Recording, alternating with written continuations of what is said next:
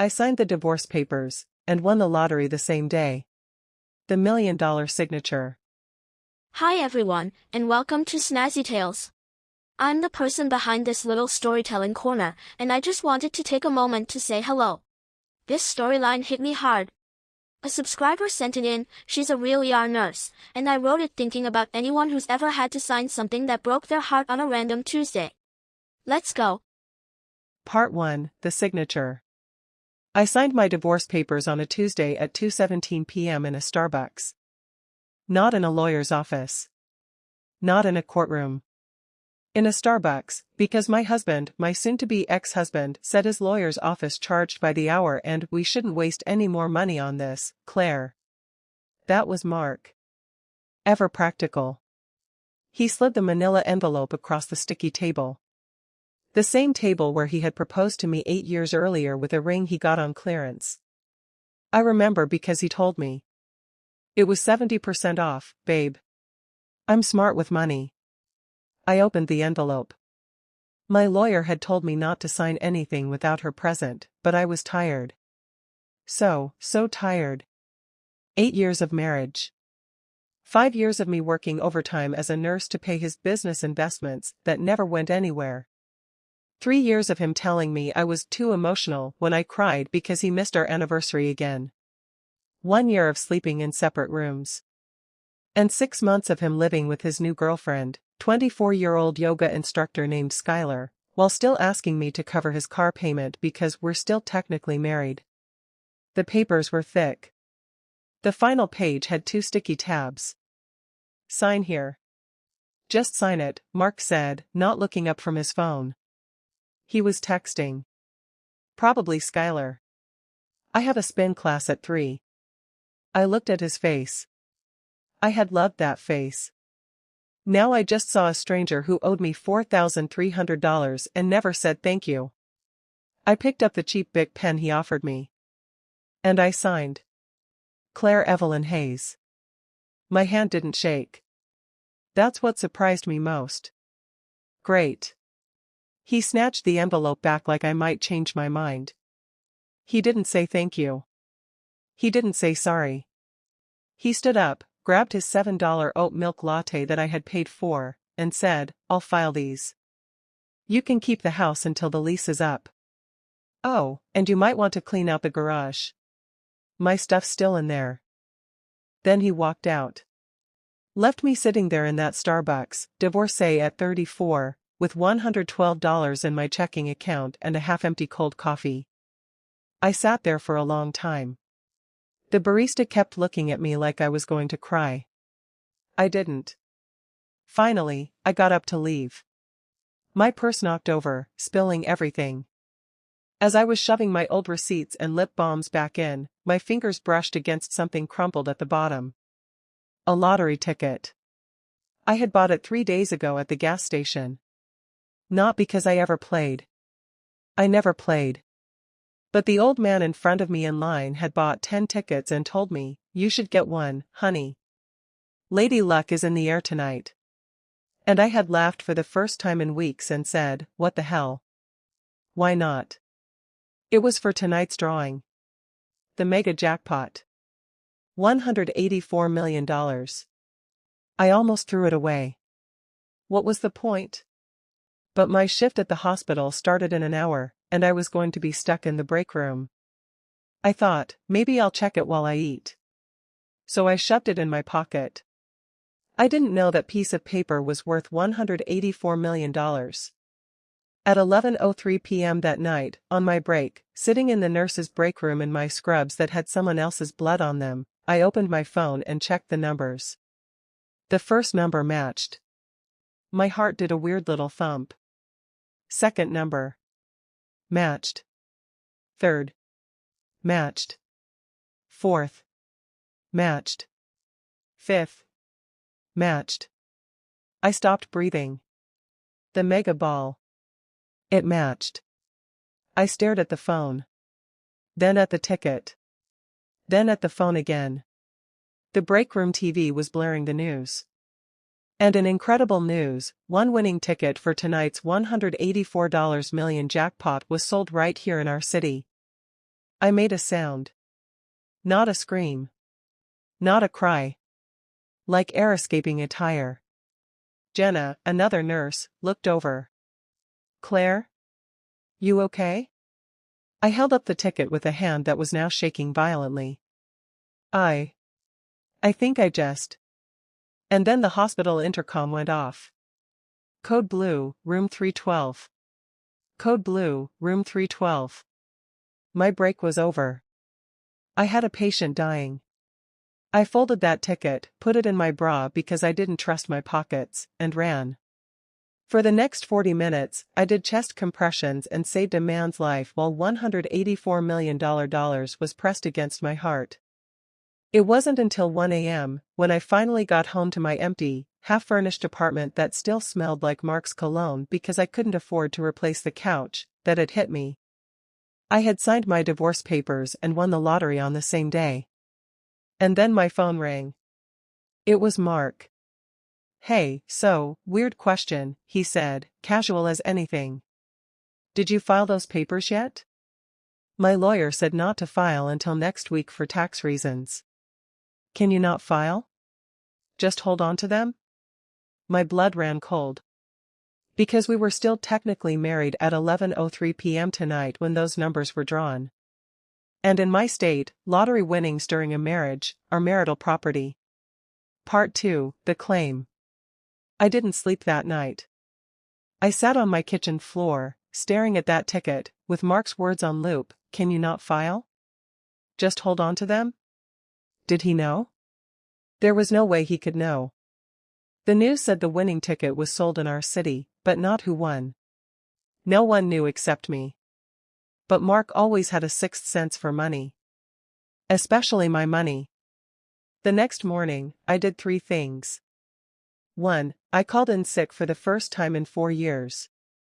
2. I called my lawyer, Diane. Not Mark's cheap online document guy. My lawyer. A real shark in a pantsuit who had told me from day one, your husband is hiding something. I told her everything. The Starbucks, the signature, the ticket. There was a long silence on the other end. Then she said, Claire, listen to me very carefully. Where is the ticket right now? In my freezer. In a Ziploc bag inside a frozen pea bag. Good girl. That's exactly where my other lottery client kept hers. Now, second question. What time did you sign those papers? And what time was the drawing? I signed at 2:17 p.m. I remember looking at the clock. The drawing was at 11 p.m. And did Mark file them? He said not to. He said wait until next week. Diane laughed. It was not a nice laugh. Oh, Mark. You beautiful, greedy idiot. Claire, he just saved you $92 million. What? In this state, the second that judge stamps those divorce papers, you are single. But until then, you are married. However, and this is a big however, if you signed a property settlement agreement that says all assets acquired after the date of separation or after signing belong solely to you, which you did, because I put it in there and he was too cheap to have his own lawyer read it, then we have an argument. She paused. But if he doesn't file, you are still married when you won. And he will come for half. So here's what we are going to do. You are not going to tell a single soul. You are going to bring me that ticket. And I am going to file those divorce papers myself, today, before you claim a cent. We need that divorce finalized before your name goes public. My hands were sweating. Diane, what if he finds out? He won't. Unless you tell him. So don't. The third thing I did that morning was drive to the gas station where I bought the ticket. The owner, Mr. Patel, was being interviewed by a local news crew. I bought a bottle of water with shaking hands and left. Claiming the money was surreal. Diane took me to the Lottery Commission office with a financial advisor and a trust attorney. I didn't claim as Claire Hayes. I claimed as the Evelyn Trust using my middle name. My state allowed anonymity through a trust. When they handed me the giant check, well, not a giant one, a real one, for $184 million, lump sum after taxes was about $92.3 million. I didn't cry. I thought I would. I just felt quiet. Like the world had finally gone quiet after 8 years of noise. I went back to work the next day. I had to. No one could know. 2 days later, Mark showed up at my apartment. Unannounced. He had a key. He still had a key. He walked in while I was folding laundry. "Hey," he said. He looked nervous. "So, funny thing. I was at that Quick Trip on 5th, buying gas, and the guy said the winning ticket was sold there. The $184 million one." My heart stopped. But I had practiced this face in the mirror. "Wow," I said. "Crazy." "Yeah, crazy," he stared at me. "You go there, right? You always get gas there." "Sometimes." He walked closer. "Claire, did you ever buy a lottery ticket? Like, recently?" And then he saw it. On my kitchen counter. I had been careless. I had printed out an email from my new financial advisor titled Evelyn Trust Portfolio Allocation Strategy, Confidential, and I hadn't closed my laptop. His eyes narrowed. He read it. He read it twice. "The Evelyn Trust," he whispered. "Your middle name is Evelyn." I could see the math happening in his head. The fastest he'd ever thought.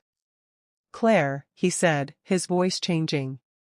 That soft, manipulative voice he used when he wanted something. "Baby.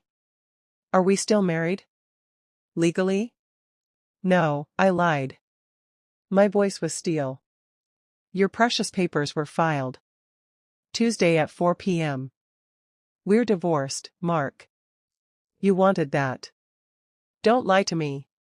He slammed his hand on the counter. "If you won that money while we were married, half of that is mine. That's my money. I supported you for 8 years. You supported me?" I laughed. I finally laughed, and it sounded a little crazy. "I paid your car insurance. I paid your credit card. You lived with your girlfriend while I paid rent on an apartment you never came home to. That doesn't matter. The law is the law." He was red now. He grabbed my arm. "You're going to give me half, or I will sue you for everything. And I'll tell everyone. I'll go to the press. Nurse scams ex-husband out of lottery fortune." How does that sound? That was when there was a knock on my open door.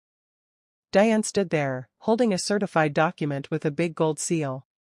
"Mr. Mark Stevenson," she said sweetly. "I'm Diane Russo, attorney at law. I'm serving you with your final divorce decree. Stamped and finalized by Judge Morrison yesterday at 9:02 a.m. Your marriage ended legally 36 hours before the lottery drawing. Which, by the way, my client knows nothing about. She never plays the lottery. She's a very unlucky girl." Mark went white. Diane continued, smiling. "And if you ever touch my client again, or enter this apartment that you no longer have any legal right to enter, I will have you arrested for assault and trespassing. And then I will sue you for every penny of that $4,300 you owe her, plus interest. Do we understand each other?" Mark looked at me. Really looked at me. For the first time, I wasn't scared of him. "You bitch," he whispered. "You were always a cold bitch." "No," I said, prying his fingers off my arm. "I was just cold because you left me in the freezer. Now get out of my house." He left. I collapsed onto the floor. Diane sat with me. "He'll figure it out eventually," I whispered. "Let him try," she said. "The trust is airtight. And I filed an hour after you signed. He told you not to file, remember? His own greed on tape. You have that voicemail, right? That proves intent to delay for his own benefit. No judge will give him a cent." I nodded, tears finally coming. I had one. but I felt like I was still holding my breath. Part 3, The Freedom. Mark did try to sue. Of course he did. 3 weeks after the divorce was final, a letter arrived at Diane's office. He claimed I had committed fraud, that I had hidden a marital asset, that I owed him $46 million. The story leaked somehow, not from me. Maybe from Mr. Patel. Local nurse wins big. But since I claimed under a trust, they had no photo. Just speculation. My phone rang off the hook. My mom called crying. And Skylar, the yoga instructor, dumped Mark the second she realized he wasn't getting a cent. I heard that part from mutual friends and felt a brief, petty, glorious satisfaction. The court hearing was set for a Friday. I didn't want to go. I wanted to take my money and disappear to Italy like I had always dreamed. But Diane said, "You need to look him in the eye and let him lose." So I did. The courtroom was small. Mark was there in a new suit he couldn't afford, looking smug. His lawyer, not his cheap online guy anymore, a real ambulance chaser, laid out his case. "Your Honor, my client and Mrs. Stevenson were still married at the time of the winning. The ticket was purchased during the marriage. The winnings are marital property." The judge, an older woman with kind eyes and sharp glasses, looked at me. "Mrs. Hayes, when did you purchase this ticket?" I stood up. My voice shook at first, then steadied. "On a Saturday, Your Honor. 3 days before I signed my divorce papers. I bought it at a gas station because an old man told me Lady Luck was in the air. I didn't even want it." "And when did you sign the settlement agreement?" "Tuesday at 2:17 p.m. in a Starbucks." "And what does paragraph 7, section C of that agreement state, Ms. Russo?" Diane stood up and read aloud. "All property, assets, or windfalls acquired by either party after the date of execution of this agreement, defined as the moment of signing, shall be deemed separate property of the acquiring party, regardless of the date of filing of final dissolution." Silence. Mark's lawyer blinked. But the filing." The judge held up a hand. "Mr. Stevenson, did you read this agreement before you instructed your wife to sign it?" Mark stammered. I skimmed it." "Did you have independent legal counsel review it?" No." "And did you instruct your wife, via voicemail on the evening of October 15th, to delay filing for your own tax benefit?" Mark's face crumbled. He knew we had the voicemail. The judge took off her glasses. "Mr. Stevenson, this court finds that you knowingly and voluntarily signed an agreement that clearly designated post-signature acquisitions as separate property. Your attempt to delay filing for your own benefit does not create a marital asset. Furthermore, your attempt to intimidate your ex-wife into giving you money you have no legal right to is deeply troubling." She banged her gavel. "Petition denied. The winnings are the sole and separate property of Claire Hayes. And Mr. Stevenson, you will pay Ms. Hayes attorney fees for this frivolous action. We are adjourned." Just like that, it was over. Mark didn't look at me as he left. He just walked out, shoulders hunched, smaller than I'd ever seen him. I walked out of that courthouse into the October sun, and for the first time in a decade, I could breathe all the way down to my stomach. I didn't quit nursing. Not right away. But I did cut my hours to part-time. I paid off my mom's house. I paid off my student loans. I set up a scholarship for girls who want to become nurses. I bought the apartment building I was living in and fixed every broken thing in it, and cut everyone's rent. And I kept that $4,300 Mark owed me framed on my wall as a reminder, because he never paid. Epilogue, 1 year later. It's Tuesday again. 2:17 p.m. I'm sitting in the same Starbucks, at the same table. But it's different. I'm not waiting for anyone to tell me what to sign. My laptop is open. I'm booking flights. One way to Florence for 3 months. I've always wanted to learn how to make real pasta, and I now have the time. And the money. My nursing scholarship just awarded its first 10 recipients. 10 girls who won't have to work overtime to pay someone else's bills. My phone buzzes. It's Jenna from the hospital. We miss you on full time. But proud of you. I smile. On the table next to my latte, which I can now afford to buy without checking my bank account, is a single lottery ticket. I buy one every year, on this day. Same gas station, from Mr. Patel, who now has a college fund for his grandkids because I tipped him $50,000 anonymously. I don't scratch it right away. I just hold it. A young woman at the next table is crying, quietly arguing on the phone. But I don't know what to do without him. I want to lean over and tell her, "You will." And sometimes, what feels like the end is just the fine print before the good part starts. Instead, I take my ticket, fold it, and put it in my purse. I walk out of that Starbucks, and I don't look back.